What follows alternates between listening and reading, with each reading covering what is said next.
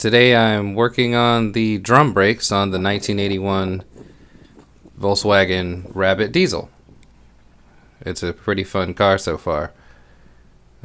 As with most things, you gotta get to your place where you're working, so let's take off the wheel. I'm wearing rubber gloves because that's what cool guys do. There's only 4 lugs on each wheel on this car. This car came with 3 on some of the wheels. That's not really pushing it, but it's weird. So once you get all of these loose, you might move the car if it's light enough. This car's pretty light. Once you get all these loose, normally you don't just take them all out like this. That's a weird guy thing. I think I got that from my dad. But here they are. They're kind of terrible shape. So you just jack it up. You see the wheel comes loose here, and just gonna yank that out of the way. Let's see what we got. Oh boy. Well, can't stop now. So what we take off here is the dust cap. This keeps your grease inside for your bearings. That is actually what the everything turns on here.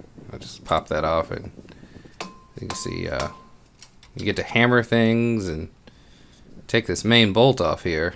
There's a lock that keeps that in place, but I took that out of the video because it was very uninteresting. Once that bearing comes out, you can see the drum comes off, and it's not in terrible shape, so we're just going to go ahead and use these drums, not worry about that. Now here's the meat of it. This is a drum brake system, and it's hard to keep up with everything and complicated to look at. So what you want to do, if you can take a picture of it, keep that for yourself so you can see where everything lines back up. There's also pictures of them on the internet, or if you have a book, you can use that. We're going to use these pliers to pop these retaining springs off. Those hold the actual drums, or the shoes they call them, in place, and pop these little parts out to get that out and loose. Now this is another annoying process. It's just getting it all to come loose, but as you can see, it just kind of all comes out if you're a jerk. Now that part up there is the wheel cylinder, and it's what does all the work.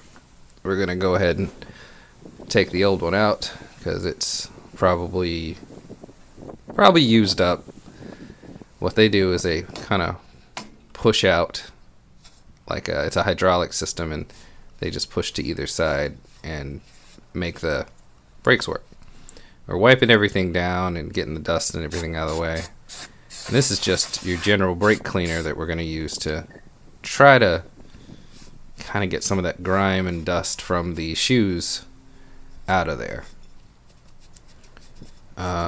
The spindle is very important to keep clean and free of debris, and I'm going to tape it up here so that it doesn't get injured while we're working.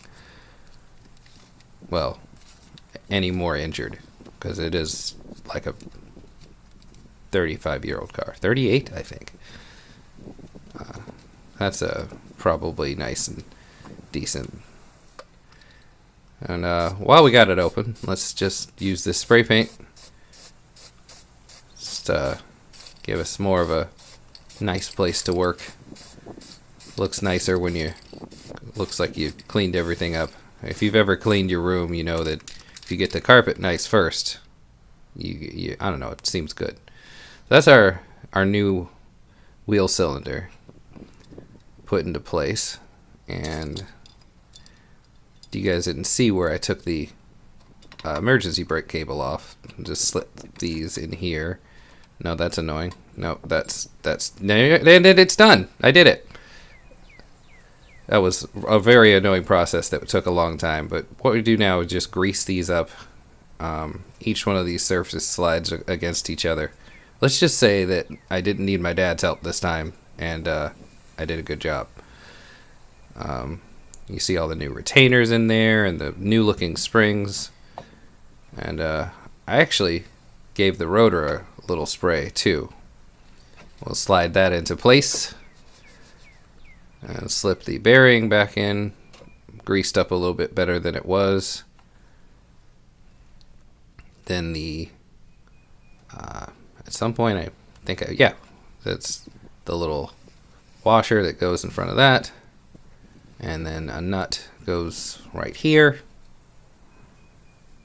And it totally doesn't seem like I've been talking for 5 minutes, but I have. Get that pretty tight. There's a torque setting for that, but for now we're just trying to get it together. And man, it looks a whole lot better just spinning free and feeling good.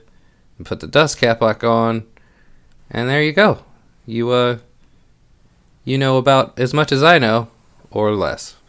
We let a lot of fluid out of the brake cylinder, and it's the master cylinder. We'll have to fix that later, so that'll be in a subsequent video. But thanks for watching, and you guys have a great day.